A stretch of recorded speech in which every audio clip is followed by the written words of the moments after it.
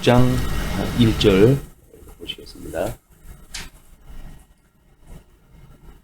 내 아들아, 내가 만일 이웃을 위하여 담보하며 타인을 위하여 보증하였으면 내 입의 말로 내가 얽혔으며 내 입의 말로 인하여 잡히게 되었느니라.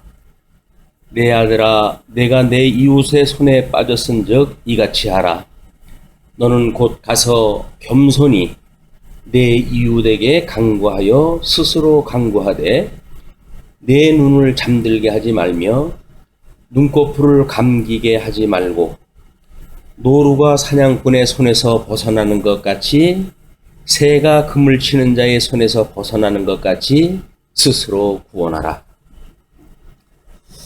우리 잠언서 6장은 지금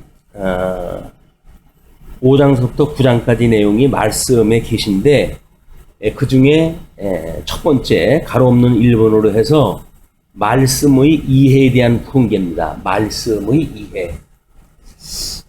우리 잠언서는 하나님의 유기적 주권성이라고 이야기를 했어요. 유기적 주권성이다.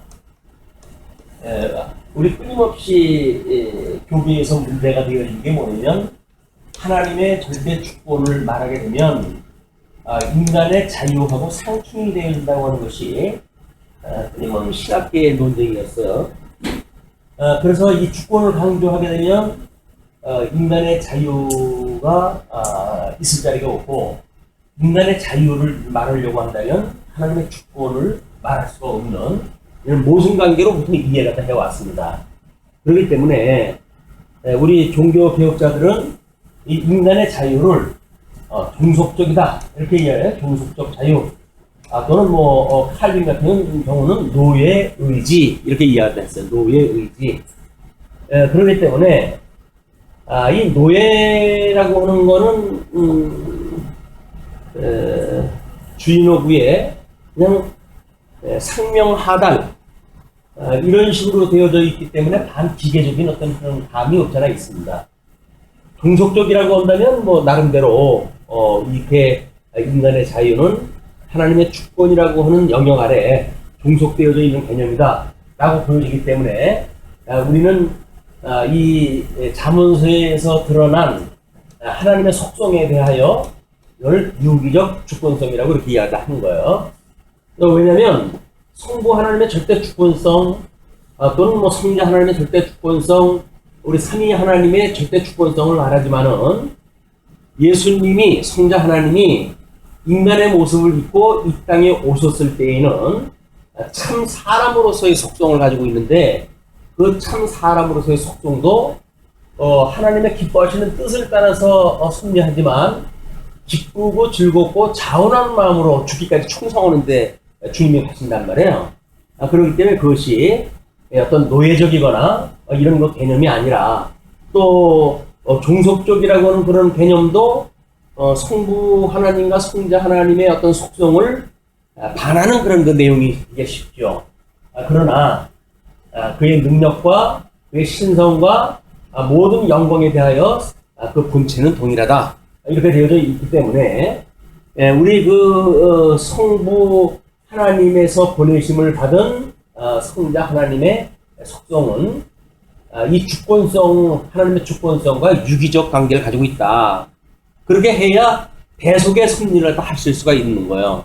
이걸 단순한 어떤 그 철학적 문제로 풀어가지고는 안 되겠고, 그래서 이 대속이라고 하는 그거는 우리 인간의 모든 죄를 대속을 갖다 해야 되는 것이고, 그리고 하나님의 의를 이루셔야 된단 말이에요. 이거를 우리 예수님이 중보자라고 하는 특별한 직임을 가지고 지금 이 땅에 오셔서 우리들의 모든 죄를 대신 감당을 하시고 하나님의 은혜에 은하여 십자가에 못 박아 죽는 데까지 가신 것이고, 그리고 그 죄값을 다 치신 이후에 예수님은 하나님의 은혜로 부활하시고 그러므로 생명을 다시 이제 갖게 되어졌습니다. 그 생명에 모든 인간들, 죄에 대해서 죽었던 인간들 중에 부르심을 받은 성도들이 하나님 앞에 생명을 가지고 이게 살아가게 되어졌다. 그걸 우리가 구원이다 이렇게 이야기하는 거예요.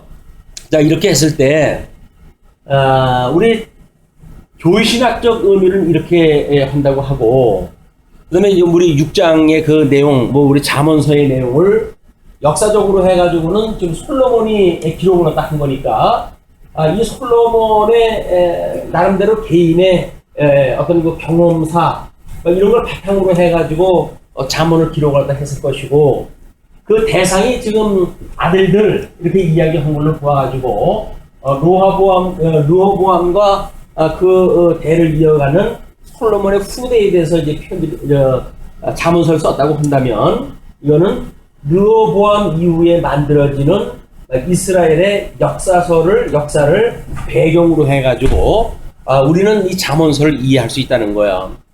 그렇기 때문에 하나님이 지금 솔로몬을 세우셨고, 솔로몬은 르호보암을 낳았어요. 그렇기 때문에 이게 전부 유기적 관계에 지금 있는 겁니다. 이게 유기적 관계에 있고, 유기적 관계에 있으면서도 하나님은 절대 주권을 가지시고 양대 언약을 하신 대로 지금 이걸 이루어 가시는 역사 배경이란 말이에요. 그래서 우리 주경신학적인 역사신학적 배경으로 해가지고는 이런 그 솔로몬 통일 왕국 시대로부터 궁극의 원년이 되어지는 그런 그 시대, 또는 궁극 시대, 또는 뭐 유수되어지고 회복되어지는 모든 역사가, 이스라엘 역사가 포함되어지는 개념으로 이제 보여집니다. 이제 이렇게 되어졌을 때 우리가 이 잠언서를 강의를 갖다 해가면서 늘 경계하는 것이 뭐냐면 윤리적인 해석을 경계해야 된다 이렇게 우리가 했어요. 윤리적 해석. 왜냐면 잠언이라고 하는 것이 우리들에게 뭔가 윤리를 위해서 주어진 이런 그 책으로 이해를 하게 되면 우리 하나님께서 그 영광을 계시하셨고, 인간들은 하나님의 영광을 보고 하나님을 찬양하는 이것이 우리 인생의 본분이란 말이에요.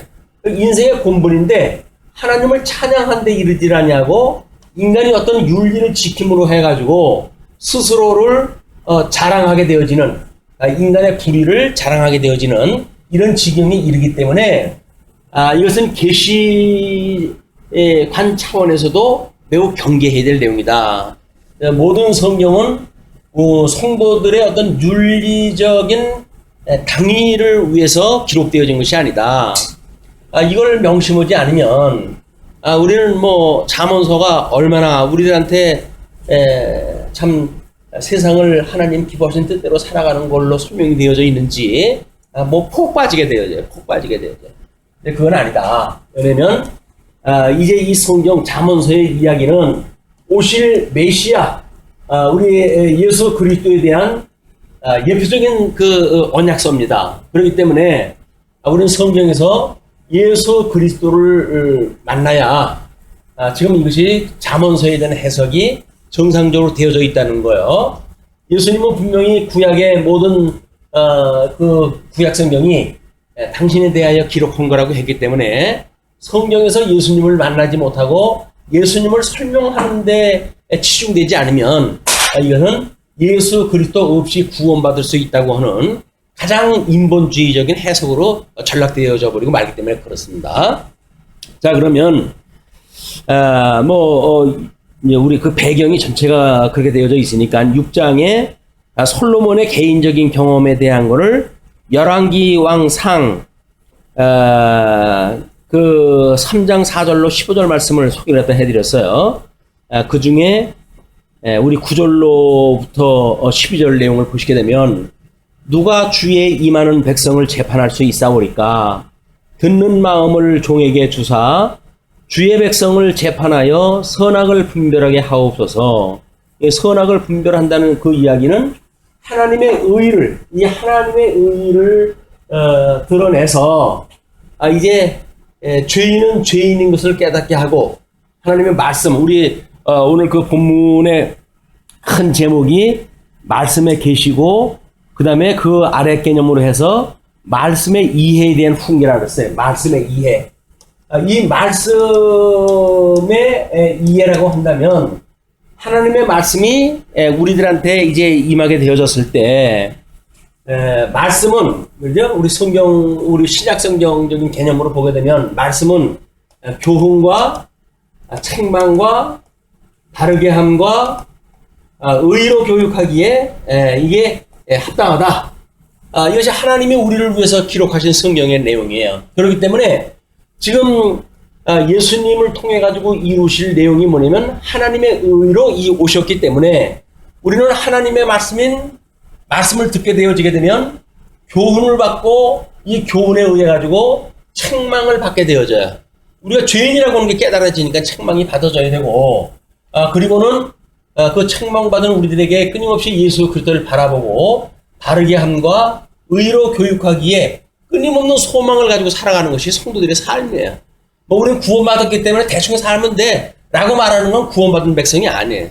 구원받은 백성이 이것이 기쁨이고 이것이 참 가치라고 믿어진다고 한다면 우리는 시간을 아껴가지고 이거를 우리는 추구를 갖다 할 거예요. 왜? 이게 너무 고상하고 너무나 우리한테 크게 다가오는 가치이기 때문에 이 가치를 세상에 썩을 걸로 바꾼다고 하는 그 이야기는 말이 안 되는 겁니다. 그건 불신이에요. 우리한테 이 가치를 인정한다는 이야기는 시간을 아껴가지고 이걸 우리가 바라봐야 될 이야기야. 시간을 바라볼 뿐만 아니라 지금 6장에서 이야기하고 있는 내용도 마찬가지예요.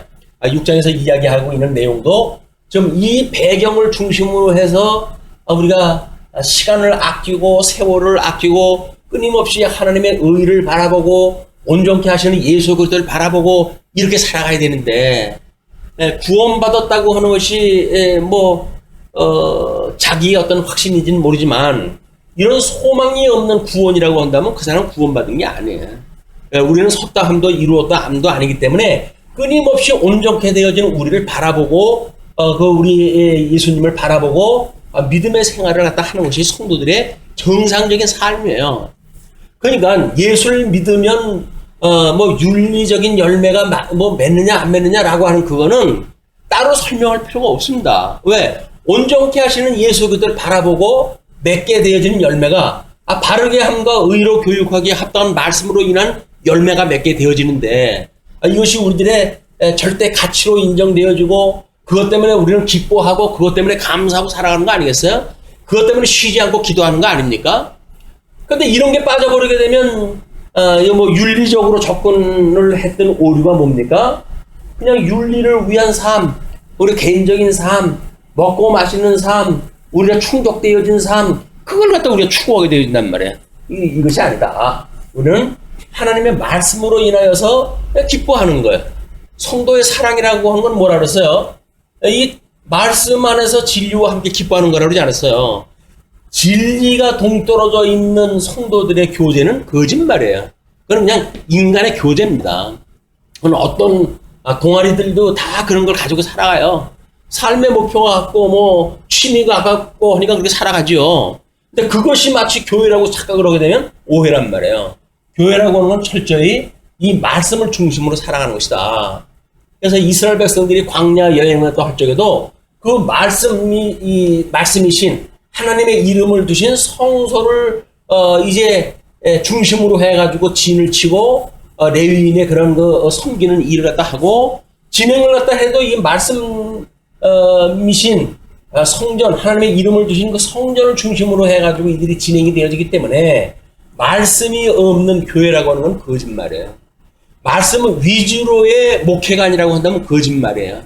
말씀이 아닌 예배를 드린다는 이야기는 거짓말이에요. 그래서 우리가 말씀의 권위를 다시 종교 개혁의 아주 큰 이런 어떤 개혁의 그런 요소로 삼은 거는 매우 중요한 일이다. 그래서 말씀 이거 우리가 맨날 말씀 얘기가 다 하냐 이야기를 하는데 우리는 이것이 다기 때문에 그래요. 말씀이 다예요. 우리는 그 말씀 안에 녹아서 들어가져 있는 예수 그리스도 안에 있는 성도이기 때문에 말씀을 떠나가지고는 우리 존재 이유가 없어요. 그런데 그러놓고도 이 말씀을 모르고도 아무런 이 어떤 염려도 없고 말씀으로 인해 가지고 뭔가 이루어져 가는 소망도 없으면서 신앙생활을 헌대는 동 이건 아무런 의미가 없는 거예요.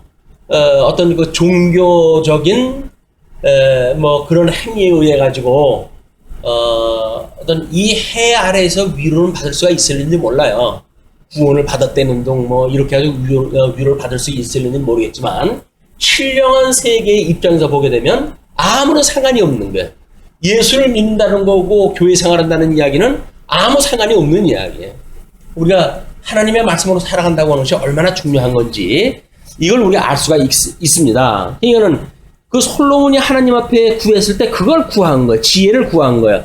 듣는 마음을 구해가지고 백성들을 이 재판을 갖다 해가지고 책망할 자는 책망을 하고 위로할 자 위로하고 또 바르게 의로 해가지고 하나님의 백성들로 세우고 싶다는 거 아닙니까? 이게 솔로몬의 기도였어요. 그러니까 그 말씀이 주의 마음에 든지라. 그렇기 때문에 이에 하나님이 그에게 이르시되 내가 이것을 구하도다. 자기를 위하여 장수, 이건 자손 언약에 대한 어떤 대표적인 하나의 요소지요. 그 장수를 구하지 아니하며 또 부도 구하지 아니하며, 부라고 하는 건 뭐예요? 땅 언약으로 인해지는 그런 그 요소들이겠죠. 그러니까 그 요소 중에 부라고 하는 걸 이야기를 했고, 그래서 부도 구하지 아니하며 자기 원수의 생명을 멸하기도 구하지 아니하고, 자기 원수의 생명이 뭡니까? 이것이 통치 언약을 반대하는 모든 세력들에 대한 이야기란 말이야. 그냥 이거를 구하지 아니하고 오직 송사를 듣고 분별하는 지혜를 구하였으니 내가 내 말대로 하여 내게 지혜롭고 총명한 마음을 주노니. 지혜롭고, 하나님께서 우리에게 양도작이라고는 복과 나라를 주셨잖아요. 근데 이것이 우리 이 복에 대한 개념이 하나님의 의로도 이야기할 수가 있고 하나님의 지혜로도 이야기할 수가 있는 거예요. 그러니까 솔로몬이 지금 지혜를 구했다는 이야기는 뭡니까?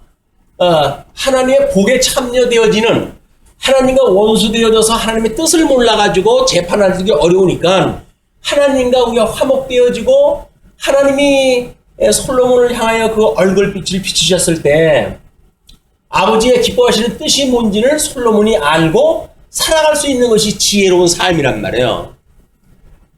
솔로몬이 이 지혜를 구한 거예요. 그건 바로 복을 주셨던 복을 회복을 갖다 지금 구한 것이다. 그러니까 하나님께서 이 지혜를 구했던 솔로몬에게 지혜뿐만 아니라 여기서 나라의 3대 요소, 자손 언약, 땅 언약, 통치 언약, 이거를 하나님께 더 주시겠다는 거예요, 이게. 그러니까 우리가 이런 하나님의 나라로 살아간다는 이야기, 나라의 어떤 요소를 가지고 살아간다는 이야기는 하나님과 회복되어지지 않는다고 한다면 아무런 의미가 없어요. 왜? 지옥 백성들도 자손 땅 통치라고 하는 나라의 3대 요소를 가지고 살아간다니까요.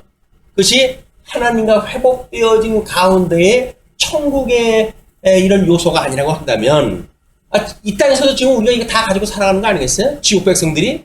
그냥 이거가 문제가 아니라, 나라의 3대 요소가 문제가 아니라 이 지혜가 근본이 있는 것이다. 그래서 우리는 이 복의 근원을 예수 그리스도로 이야기를 하죠. 산상수훈에서 예수님이 복 있는 자에 대한 거를 설명을 하잖아요. 왜냐하면 바로 구약성에서 이야기하는 예수 그리스도의 큰 의미가 여기 있기 때문에 그런 거예요. 복의 근원이 되시는 분이에요. 그분을 말미암지 않고는 아버지께로 갈 자가 없어요. 아버지께로 올 자가 없다고 이렇게 예수님께서 이야기하신 것처럼. 그래서 거기에 이제 그 지혜를 구했으니 내가 내 말대로 하여서 내게 지혜롭고 총명한 마음을 주노니 내 앞에도 너와 같은 자가 없거니와 내 뒤에도 너와 같은 자가 없으리라. 이렇게 이야기를 했어요.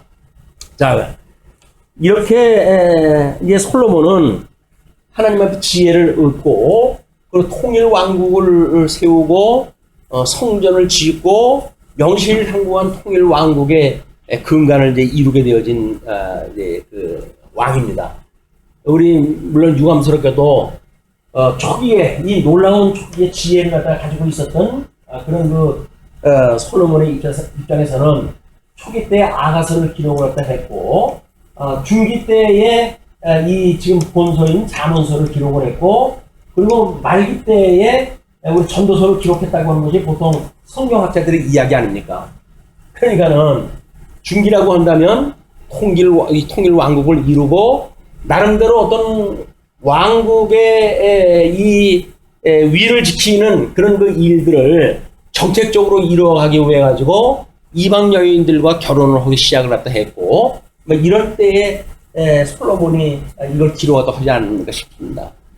아직은 그래도 정신이 멀쩡해가지고 이 지혜의 말씀으로 해서 잠언서를 아들에게 지혜로 이야기를 했는데, 유감스럽게도 우리 솔로몬은 그 이후 통일왕국을 지키기 위해 가지고 뭐 천여 명의 아내를 구하게 되어지는, 갖게 되어지는 말도 못할 그런 그 처지에 빠지게 되어졌죠. 물론 그런 경험을 통해 가지고 인생 말기에 해 아래 아무것도 이것이 다 덧없는 거더라, 이런 그 명언의 전도서를 이제 남기게 되어지는 역사적 배경이기도 합니다. 자, 그러면 이제 본문에 대한 이야기, 물론 이제 이 역사적 배경은 르호보암에 의해 가지고 만들어지는 거니까 지금 르호보암에 의한 그 역사에 대한 이야기를 그 열왕기상 11장 39절이에요. 내가 이로 말미암아 다윗의 자손을 괴롭게 할 것이나 영원히 하지는 아니하리라 하셨느니라. 그래서 여로보암의 반란과 압제 정치를 선언하는 르호보암의 이런 그 사건 가운데에 하나님께서 이제 여로보암에게 이런 약속을 하다 하시고, 그리고 다윗 왕국에 대한 그 멸망에 대한 걸 이야기를 한 내용입니다. 그리고 12장 14절로 15절 보시게 되면, 어린 사람들의 자문을 따라 그들에게 말하여 이르되 내 아버지는 너희의 멍에를 무겁게 하였으나 나는 너희의 멍에를 더욱 무겁게 할지라. 내 아버지는 채찍으로 너희를 징계하였으나 나는 정갈 채찍으로 너희를 징치하리라 하니라. 왕이 이같이 백성의 말을 듣지 아니하였으니 이 일은 여호와께로 말미암아 난 것이라. 여호와께서 전에 실로 사람 아이야로 느바세 아들 여로보암에게 하신 말씀을 이루게 하려 하심이라. 큰 그림으로 해가지고 이 역사는 우리 예수님이 이 땅에 오셔서 이제 이 땅에 예수님이 오시고, 그리고 고난을 받으시고 십자가에 못 박아 죽으시고 그리고 부활하실 것에 대한 거를 이스라엘 역사를 통해서 지금 설명을 하다 해야 되지 않겠어요? 그러니까 아직 통일왕국 때 이 잠언서가 기록되어진 겁니다. 그런데 성전을 완성을 하고 솔로몬이 하는 기도를 보게 되면 이제 그들이 하나님 앞에 불순종을 하고 열국에 흩어진다고 할지라도 그들이 이 성전을 향하여 기도하게 되면 주께서 그들을 돌아오게 하여 주옵소서 라고는 기도를 했다 해요. 어떻게 통일왕국이 세워질 때에 민족사를 내다보고 기록하다 했겠는가? 이것이 이미 모세 오경에 언약되어져 있기 때문에 그러는 거예요. 이 모세 오경에 이미 내가 너희들에게 약속한 땅에 들어가게 되면 너희 속히 나를 버릴 것이다. 그럴 때 내가 너희들을 열국으로 흩을 것이고 너희들이 알지 못하는 우상을 섬길 것이고 이런 걸 다 이야기했다 했어요. 그러나 내가 너희들이 마음과 뜻을 다하여 돌아온다고 한다면 그때 나는 너희의 하나님이 되어지고 너희는 나의 백성이 되어질 것이다. 모세 오경 언약되어진 거거든요. 언약을 기반으로 해가지고 솔로몬이 이걸 다 한 거예요. 물론 솔로몬이 어떤 성령의 감동을 받아가지고 지금 성경을 기록하다 하는 거기 때문에 이런 모세 오경의 언약이라든지 하는 게 유기적으로 작동이 되어지는 거예요. 물론 솔로몬은 지금 개인사적인 입장에서는 뭐 자기의 정책 때문에 여러 처첩을 건드리기도 하는 일들이 벌어지지요. 그거는 이미 모세 오경에 언약되어진 대로 지금 이 이스라엘 국가가 어떻게 타락되어질 것을 보여주는 또 하나의 그림이기도 하다. 이런 배경 속에서 솔로몬이 지금 이야기 다 하는 거란 말이에요. 자, 그러면 이런 역사적 배경을 가지고 이제 6장을 읽어 내려가게 되면 6장 내용 뭐 읽으면 그 얘기가 다 그냥 나와요. 설명이 돼요. 다른 설명이 필요가 없어요. 이렇게 뭐 윤리적인 걸 전제로 한다고 한다면 엉뚱한 소리가 나오지만 이런 역사적 배경과 계시관과 그러면 하나님의 이 구약 성경을 모세 오경대로 이루어지는 역사서의 배경, 또 역사서의 초기의 그런 시가서의 배경, 이런 것들이 하나로 우리들한테 유기적으로 작동이 되어진다고 한다면 그 다음에 6장은 읽어 내려가면 되어지는 겁니다. 자, 그래서 그 6장 1절에서부터 5절이 뭡니까? 경솔한 보증에서 벗어나라고 훈계하는 거예요. 보증이라는 건 뭐예요? 보증. 보증. 이 보증이라고 하는 건 두 가지로 보여질 수가 있죠. 이거는 우리들한테는 끊임없이 성령의 보증으로 중생받았다고 하는 걸 깨닫게 되어지는 성령의 연례가 될 수가 있어요. 이게 은혜의 선물일 수가 있어요. 그러나 육체적으로 본다고 한다면 자기가 아무것도 할 수 없는 인생인데 다른 사람 인생에 끼어들어가지고 자기가 책임지겠다는 거 아니에요. 이게 아니 하나님이니까 우리들에게 개입이 되어져가지고 예수 그리스도를 중보자로 믿는 믿음을 주시고 그렇게 해가지고 보증을 갖다 해주시는 거 아니에요? 그건 하나님이니까 주권자니까 하시는 일이지 피조물의 인간이 지가 무슨 능력이 있다고 다른 사람 앞에 나서가지고 뭐 네 빚을 갖다 내가 보증을 서줄게 네 인생 내가 책임질게 이런 정신없는 소리도 하냐고요. 특별히 남자들이 여자를 만나게 되면 정신이 빠져버리니까 그래가지고는 그 여자 인생 책임지겠다는 거예요. 내가 네 인생 책임질게 나하고 같이 살자 뭐 이렇게 이야기하는데 지까지 뭐라고 책임을 져요. 그걸 이런 하나님을 갖다 안다고 한다면 너나 잘 살아 이렇게 하지 책임진다고 하는 게 기가 쏠게 돼가지고 따라가겠어요? 근데 이걸 지금 따라가는 게 지금 부지기수예요 이게. 그러니까 하나님이 그걸 경계하다 하시는 거예요. 보세요. 내 아들아 뭐 이건 뭐 제일 대상으로 해야 되는 르호보암 아들들 하게 되면 그 이후에 모든 후손들에 대한 이야기로 보면 되겠죠. 내 아들아 내가 만일 이웃을 위하여 담보하며 타인을 위하여 보증하였으면 책임진다고 네가 이야기를 했으면 그 이야기죠. 내 입의 말로 내가 얽혔으며 오늘 내가 박 대통령이 썼던 용어예요. 뭐라고 이야기를 했다 했어요? 낚였다고 그렇게 낚였다고. 뭐 어떤 사람들은 그걸 보고 어떻게 대통령이 그런 표현을 다 하느냐 이렇게 이야기를 했는데 성경에서는 그거를 얽혔다고 이렇게 이야기했어요. 낚인 거고 얽힌 거고 어떻게 달랬지 모르겠어요. 낚인 거는 의도를 가지고 고기를 갖다 낚듯이 낚은 거고 얽혔다고 하는 그 이야기는 자기도 모르게 옳고 그름이 하나 이렇게 혼숙되어져 있는 그런 그 개념이기 때문에 다른 그거보다 더 좀 복잡한 개념일지도 몰라요. 그러니까 내가 얽혔으며 예, 그 사람과 내가 약조한 사람과 끊을래야 끊을 수 없는 그런 관계로 얽혀버렸다 그런 그 이야기죠. 예, 내 입의 말로 인하여 잡히게 되었느니라, 예, 책임을 지게 되었느니라 그 이야기예요. 예, 내 아들아, 내가 내 이웃의 손에 빠졌은즉, 예, 손에 빠졌다, 얽혔다, 잡히게 되었다, 그렇게 되었은즉 이같이 하라. 방도는 한 가지밖에 없어. 그것이 뭐냐면 너는 곧 가서 겸손히 내 이웃에게 간구하여 스스로 구원하되 내가 정신이 없어가지고 정신없는 소리를 갖다 했네. 내가 아무것도 할 수 없는 인간인데 당신한테 무엇이나 해줄 수 있는 것처럼 괜히 겉멋이 들어가가지고 내가 이렇게 허팀을 썼는데 대단히 잘못했네. 아주 무릎을 꿇고 구해야 돼요. 먼저 있었던 일 없던 일로 합시다. 사람이 제일 어려운 게 뭡니까? 큰 소리 땅땅 쳐놓고 그 다음에 그거 아니라고 할 때가 제일 어려운 거예요. 할 수가 없는 거예요. 이건 무릎을 꿇지 않고는 빌지 않고는 뭐 그렇게 해도 들어줄 건 말한데 그래서 난 못해줘 뭐 마음대로 해 배째 이런 건 어쩔 수가 없어요. 이미 약조가 되어져 있는 거면 얽혀버렸고 모든 책임을 가져져야 돼요. 그래서 우리 어른들이 세상에 보증은 아무에게도 쓰지 마라. 그것이 모든 아버지들이 아들에게 알려주는 그런 그 교훈이에요. 너는 남을 위하여 보증을 쓰지 마라. 보증 잘못 써가지고 망한 사람들이 우리 주변에 얼마나 많습니까, 이게. 근데 이 사회가 그걸 또 용납을 안 해요.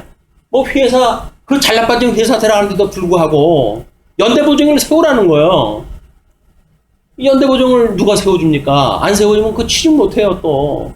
그래가지고 무릎을 꿇고 사장을 갖다 해가지고 연대보증 서가지고 그걸 갖다 내면 이제 취직이 됐잖아요. 나중에 잘못하게 되면 그 사람한테 다 가는 거예요, 그 책임이. 이거 보증 쓰면 안 돼요. 그래서 보증 쓰라고 하는 직장에는 들어가지도 말아야 돼요. 쓸 사람이 없잖아요. 나는 나랑 안 사주면서 나는 다른 사람한테 이거 보증 서달라고 그러는 건 도둑놈 심보지. 망하는 거, 같이 망하는 거 뻔히 아는데, 그런 걸 하면 안 된단 말이야. 그럼 어떻게 해야 돼요? 그냥 형편되는 대로 들어가야 돼요. 그리고 요구하면 나 형편이 없어서 안 됩니다. 나는 연대보증, 나도 남을 갖다 안 서줍니다. 그러니까 다른 사람한테 나 연대보증 세워달라고 할 그런 그 체면이 없는 사람입니다. 이렇게 이야기 해야 돼요. 다행히 뭐 요즘은 이제 공증이라든지 이런 걸로 해서 이런 제도가 좀 마련되고 그러지만, 이 어려웠을 때, 우리 이제 어떤 자유 경제가 시작되어지고 어려웠을 때, 이런 나타났던 현상들이에요. 근데, 그 이웃에게 강구하여 스스로 구원하되, 내 눈을 잠들게 하지 말며, 눈꺼풀을 감기게 하지 말고, 예? 우리가 지금 여기서, 이 가치를 인정을 갖다 했을 때, 우리가, 육체의 소욕을 따라가지고, 그래! 우리 그렇게, 그래! 내가 그렇게 하지 뭐. 내가 구원받은 사람인데 까는 녀석은 뭐 별일 있겠어? 라고 해가지고 그러지 뭐. 사단이 네가 그걸 요구한다고? 육체의 소욕으로 해가지고 그걸 요구한다고? 그래 그렇게 살지 뭐. 라고 했다고 한다면, 미혹당했다고 한다면 우리 해야 될 일이 뭐예요? 여기서 제가 이야기하는 게, 주님께서 하는 이야기가, 내 눈을 잠들게 하지 말며 눈꺼풀을 감기게 하지 말고, 여기서 지금 세월 편하게 보낼 수가 없는 거란 말이에요. 끊임없이 온전케 하시는 예수 그리스도를 바라보고 살아가지 않으면 안 되는 일이기 때문에, 설사 그런 우리가 약조가 되어졌다고 하더라도, 아니야, 내가 쏘은 거야, 더 이상 너의 내가 닭거리가 되지 않겠어 라고 하는 결단을 갖다 할 수 있도록 예수님한테 우리가 구해야 되는 거야. 주님, 내가 철딱선이 없이 저놈들하고 한패거리가 된다고 그러는데, 이런 건 내가 주님의 말씀을 듣고 보니까 그게 아니네요. 주님의 바른 길로 하도록 인도해 주세요. 이게 이제 필요한 거 아니겠어요? 이것이 예수님을 통해서 이루어졌다고 한다면, 예수님 오셨을 때 그 유대인들의 일들이 전부 뭡니까? 유대인들이 전부 거짓 기름 부음 받은 자, 적그리스도들 아니에요? 그걸 가지고 유대인들 다 장악하고 있는 거 아닙니까? 그때 그 아래에 있는 백성들은 뭐예요? 당신한테 충성하겠어요? 라고 충성하던 사람들 아니에요? 예수님이 참 말씀이신 예수님이 오셨어요. 근데 유대인들은 어떻게 해야 돼요? 그들을 버리고 예수님을 따라야 될 거 아닙니까?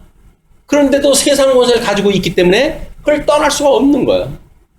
예수, 참 생명 되신 예수 그리스도가 오셨음에도 불구하고 그분을 맞이할 수 없는 것이, 지금 이 역사적 배경, 지금 잠언서의 배경은 너무 이게 어울리는 거 아니겠어요?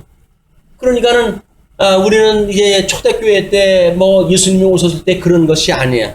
예수님이 너희들 그놈들하고 담보가 되어졌다고 한다면 빨리 그걸 벗어버리고 그 뒤에 설명하는 것이 뭡니까? 노루가 사냥꾼의 손에서 벗어나는 것 같이, 새가 금을 치는 자의 손에서 벗어나는 것 같이 스스로 구원받다 해라. 스스로 구원하는 이야기는 뭐예요? 구원자라고 선언하셨던 예수님을 믿고 그분을 따라라. 그 이야기 아닙니까? 예수님을 믿지 않고 구원받을 수 있는 방법이 없어요. 그런데도 뭐 세상이 주는 뭐가 우리를 살아간다고 생각이 드니까 우리는 거기 얽혀서 살아가는 거예요. 얽히게 되어지면 실타래 같아가지고 풀 수가 없어요. 풀 수가 없어요. 그런데 우리 온전한 예수 그리스도를 만나야 단도직입이라 해. 단도직입. 칼로 얽혀져 있는 실타래를 갖다 딱 잘라내가지고 너는 거기서 죽었어, 나를 따라 라고 했던데 우리가 따라가지 않은 한 얽히고 설키고 한 걸 우리가 풀어나갈 수 있는 방법이 없어요. 인간의 지혜를 통해 가지고 사람들한테도 인심을 얻고, 그리고 뭐 예수님도 따르고 그런다고요? 천만의 말씀이에요. 예수님을 따른다고 한다면 세상에 적이 될 수밖에 없는 거예요. 그런데 우리는 세상에도 인기를 갖다 얻고 하나님한테도 아들이라고 해가지고 귀여움을 받고 이러고 싶은 마음이 있는 거예요.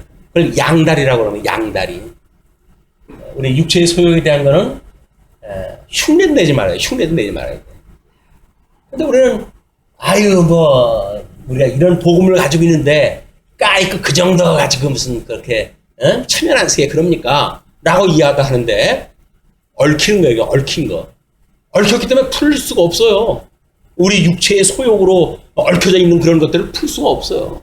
그리고 어떻게든지 명분을 갖다 대가지고 책임을 면하려고 하고 이건 문제 아닌 거야. 까짓 건 괜찮아. 이렇게 가지고 되어지는데 하나님의 의가 아닌 걸로 아주 괜찮은 게 어딨어요. 하나님의 의로만이 우리가 이거 괜찮은 거지. 하나님의 의가 없이 이거 뭐 괜찮아 믿는 사람이 뭐 그 정도 어때? 라고 하는 그런 거 이야기를 해가지고 덮어질 수가 없어요.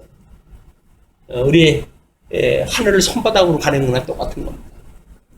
잘못이 발견되면 바로 하나님 앞에 책망을 듣고 거기에 우리 인정하게 해야 돼요. 제가 미련스럽게 짝이 없는 생각을 했네요. 주님, 저를 바르게 해주세요. 의로 교육해 주세요. 라고 하는 온전케 한 예수 그들을 바라보고 살아가는 일이 지혜, 참 지혜. 그러니까 그 1절서부터 6절, 5절까지 내용이 결국은 담보를 쓴다거나 얽혔던 문제가 있으면, 또는 뭐 우리가 이 사망 권세에 의해 가지고 미련한 자들하고 짝짝꿍이 되어졌다고 한다면, 그걸로부터 벗어날 수 있는 방법은 예수 그들 믿는 수밖에 없어요. 이분을 믿는다는 이야기는 지혜를 구했던 솔로몬처럼 하나님의 의가 뭔지, 하나님의 지혜가 무엇인지 이걸 가지고 계신 분 아니에요.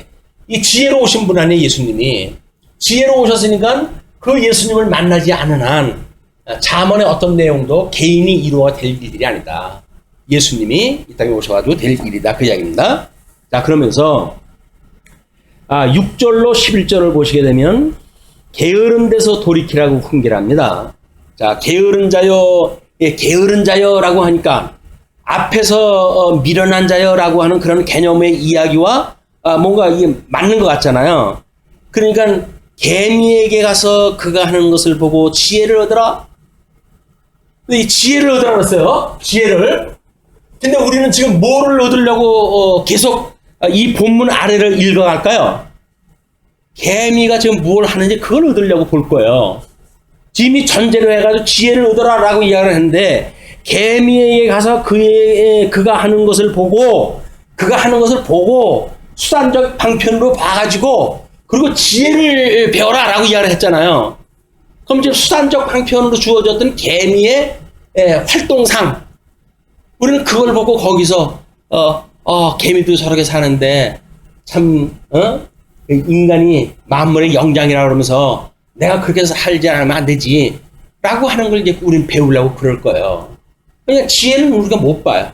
분명히 지금 잠언서에는 지혜를 배우라 라고 했는데 지혜는 안 배우고 개미에 뭘 일을 하는지 모르겠어요. 그냥 끊임없이 자기는 돌아다니고 그래요. 그래야 종족이 지금 유지되어지고 있으니까. 그렇게 해가지고 그것이 열심히 일했기 때문에 산다고 하는 그 얘기가 아니잖아요. 근데 뭐라고 하는지 보십시오.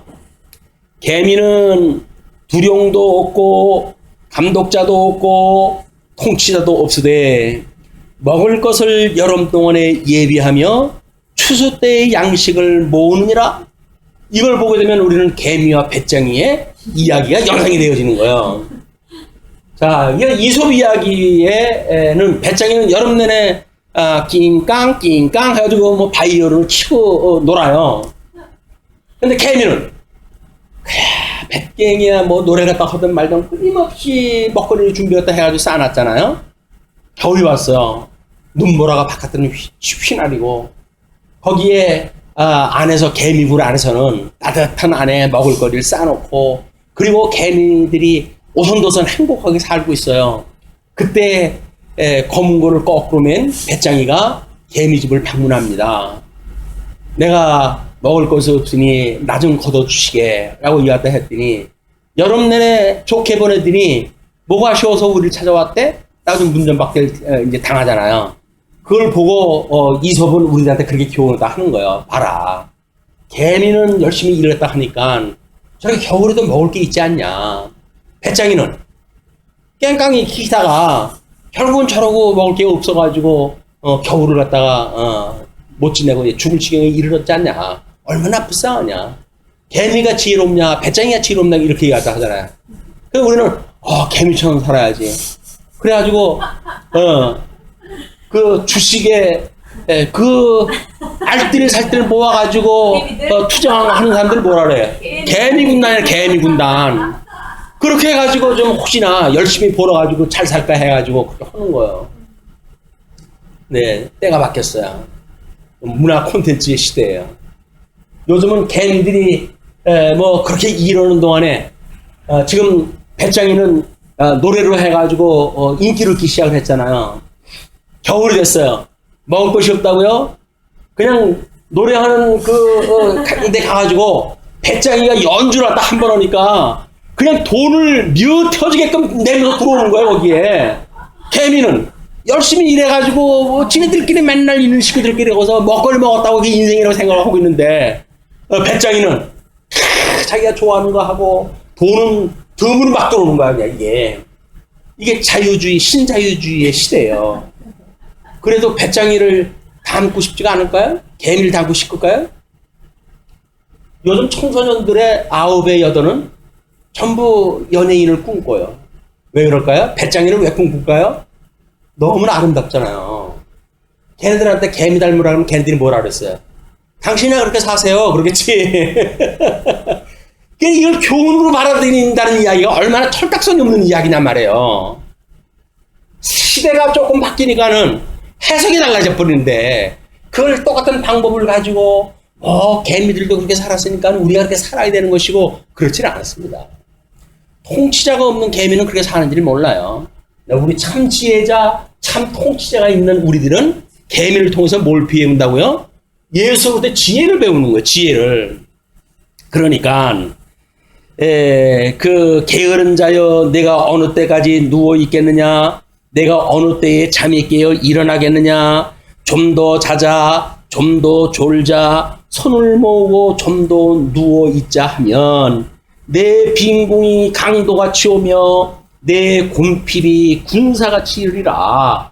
뭐라는 이야기예요? 그러니까 지혜를 배우라고 그랬으니까 예수님으로 해가지고 우리가 육체의 소욕을 가지고 비록 이 땅에 살아가고 있지만 끊임없이 하나님의 말씀을 구하는 일, 일용할 양식을 구하는 일이 게으르면 안 되는 거예요.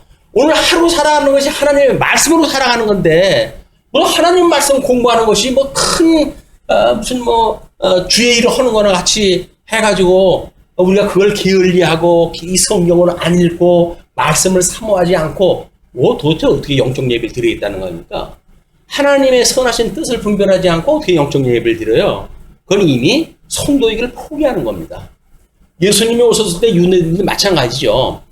겨우 그 율법이라고 하는 교조를 통해 가지고 이렇게 살아라 저렇게 살아라 라고 해서 당일 가지고 끌어왔던 거 아닙니까? 개미처럼 그렇게 교육을 시켰던 거 아니겠어요?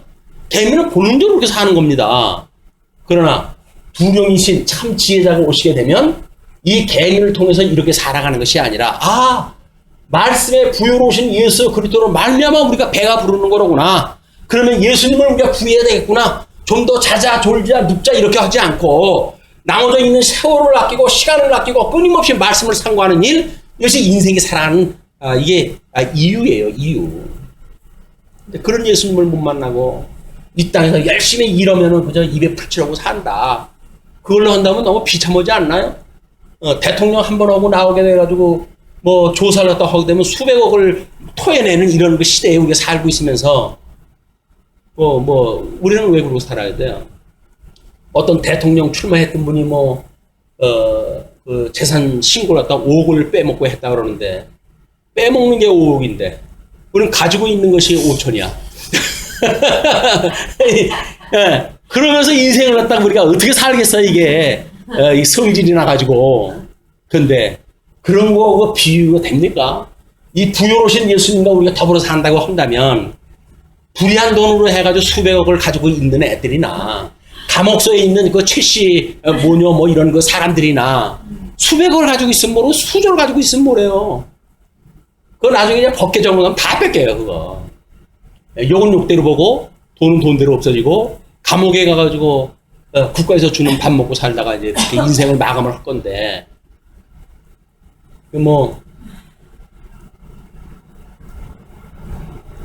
사부가 끝이 났다 그래요. 그 사부의 그 종방의 어떤 탤런트 인터뷰가 됐어요. 가장 기억에 남는 게 뭡니까? 그랬더니 인생을 어떻게 사는 것이 중요한 것이 아니라 왜 사는가가 중요하지. 왜 사는지도 모르고 그러고 살고 싶냐? 그 이야기가 너무 기억에 남다고 그 이야기를 하고요. 잘 사는 건 좋죠. 도둑질해도 잘 살면 잘 사는 거지. 깡패들이나 그러고 사는 거지. 사람이 잘 산다고 하는 그 이야기는 불의한 돈 가지고 사는 게 잘 사는 거 아니다. 더더 자녀들한테 체면이라도 세우고 그러고 살아야지. 그래도 그 어머니들은 조사받으러 나올 때 그래도 전부 옷을 입고 수갑 세운 건 전부 옷깃으로 감추고 그러고 나와요. 왜 그럴까요? 자녀들한테 그걸 보이고 싶지 않다는 거 아닙니까? 그런 걸 아는 사람들이 왜 그러고 사냐고요. 아니면 그러고 말면 되지. 배울 만큼 배웠고. 그랬던 사람들이 왜 거기 얽혀가지고, 여기서 말했던 거 얽힌 거예요, 전부. 그냥 꼼짝달싹 못해가지고 그 하수인 노릇하다가 결국은 그 마지막 그런 꼴을 보여주지 않습니까? 요즘 영창에 들어가는 사람은 두 부류가 있어요. 아주 배우지 못하고 막 나가는 그런 그 패가 있는가 하면, 요즘 회자되어지는 그래도 엘리트다라고 이 생각이 들었고 금수저라고 생각했고 사회에 어떤 기득권을 가지고 있다고 자랑하던 사람들, 그런 사람들이 지금 수없이 끌려 들어가기 시작하잖아요. 이건 서막이라고 보여집니다. 정권 바뀌게 되면 그동안 죄진 사람들 전부 죄값 치러야 되겠죠. 이 세상이 이치예요. 얽히는 거 조심해야 됩니다. 이 사망의 권세에 우리가 얽히는 거 조심해야 돼요. 한 번 얽히게 되면 우리 살이 빠져요. 식음이 전부가 되고 죄진 그런 거 문제 때문에 얽힌 문제에 걸리게 되면, 그러니까 뭐라 그래요? 왜 이렇게 얼굴이 반쪽이야? 고민이 좀 있어. 무슨 고민? 말 못하는 고민이 있어. 일단 뭐예요? 하나님의 그 의에 대한 이야기라고 한다면 말 못하게 뭐가 있어요? 말 못하지 못한다는 이야기는 이미 이놈들한테 얽혔다는 이야기예요. 얽혀가지고 꼼짝달싹 못하고 끌려다니기 때문에 식음을 전폐하고 얼굴이 반쪽이 되어지고 그리고 전전긍긍 사는 거예요. 우리 예수 그리스도로 말미암아 예수님이 하나님께로 인도했던 그 나라를 약속을 했던 그 나라를 주신다고 그랬는데, 우리 하나님께서 지혜를 구하게 되면 그 이외로 해가지고 주겠다고 하는 나라, 하나님 나라 누리고 사는 방법은 지혜를 구하는 방법밖에 없다. 자, 그리고 이제 12절서부터 19절까지 여호와의 미워하시는 데서 돌이키라고 훈계합니다. 조금은 이제 본론적인 그런 그 이야기로 장면이 바뀌어요. 앞에는 예를 들어서 설명했기 때문에 잘 몰라요. 근데 12절서부터는 불량하고 악한 자는 구부러진 말을 하고 다니며 눈짓을 하며 발로 뜻을 보이며 손가락질을 하며 그의 마음에 패역을 품으며 항상 악을 꾀하여 다툼을 일으키는 자라. 참,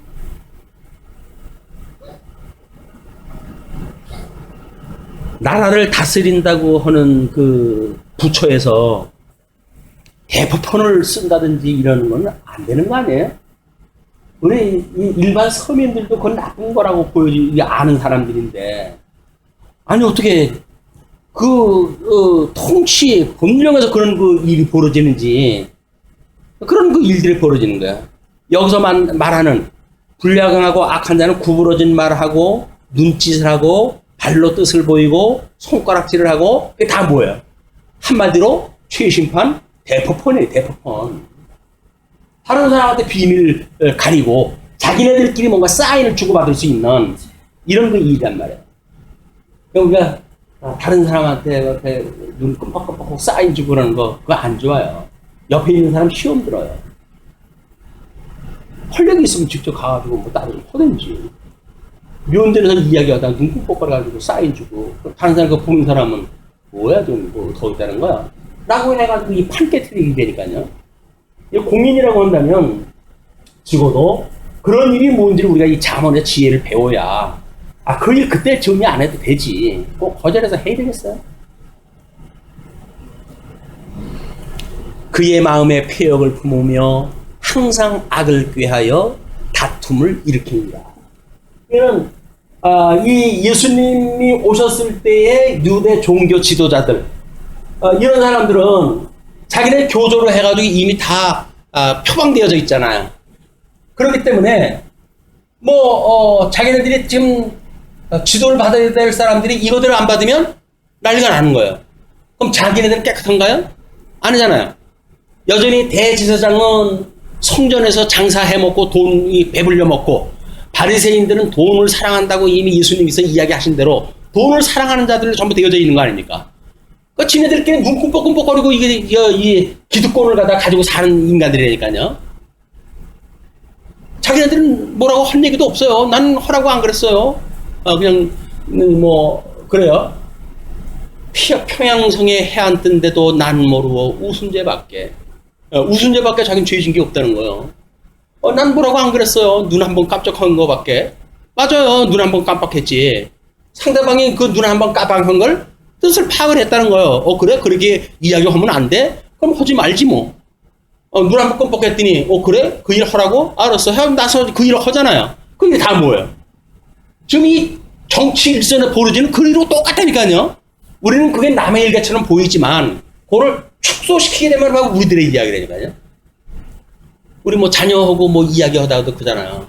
아이가 서운을 이야기하고 그러면 부부끼리 눈 끔뻑끔뻑거리면서 그래가지고 말 돌려가지고 아이 또 상처받지 않게 돌려 이야기를 하고, 그 이야기는 뭐예요? 속으로 이미 전 녀석이 뭐 했다고 하는 걸 둘이서 이야기한 거 아닙니까?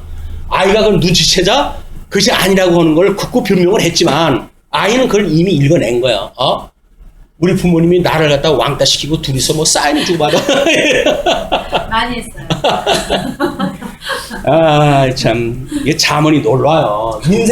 인생에 산다고 하는 게 전부 그러고 살아요. 이게 오직 예수 그리스도를 바라보고 하나님의 의로 인하여 살아가는 사람들이 아니면 모든 인생이 그러고 살아간다. 그러므로 그의 재앙이 갑자기 내려 당장에 멸망하여 살릴 것이 없으리라. 요거는 아주 급하게 내려오는 그런 그 징계예요. 여호와께서 미워하시는 것, 그의 마음에 싫어하시는 것이 67가지이니 곧 교만한 눈. 얼마 전에 기자가 그 검찰청에 들어가는 사람한테다가 질문을 갖다 했더니 이게 감히 누구한테 까불어 하고 내려봤던 그 눈빛 있잖아요. 그래가지고 대통 맞았는데, 그 교만한 눈, 거짓된 혀, 나는 기억 안 납니다. 나는 모릅니다. 나는 한 적 없습니다. 전부 거짓된 혀, 무죄한 자의 피를 흘리는 손과 무죄한 자의 피를 흘리는 손들이 다 죽일 수 있는 권한을 가지고 있는 사람들에 의해서 만들어진 거 아니겠어요? 악한 계교를 꾀하는 마음과 빨리 악으로 달려가는 발과 거짓을 말하는 망령된 증인과 및 형제 사이를 이간한 자이니라. 여기서 말하는 형제는 물론 이스라엘 백성들 간에 이간을 놓는 거예요. 하나님 언약 자손들 간에. 이거는 예수님이 오셨을 때 이 소위 적그리스도로 이야기되어지는 제사장, 장로, 그리고 서기관, 이런 그 자들은 성경이 말하고자 하는 것이 무엇인가를 풀어 설명할 때 해야 되는데, 그런 거를 설명하지 아니하고 자기네들 배 채우고 자기네들의 종교 지도자로 살아갈 수 있는 배경을 만드는데 이 사람들이 빠져 있는 사람들 아니에요. 그렇진 않다. 예수님이 오셔가지고 급기야 적그리스도들을 다 이제 미혹을 너희들이 경계하라 이렇게 이야기를 했죠. 그래서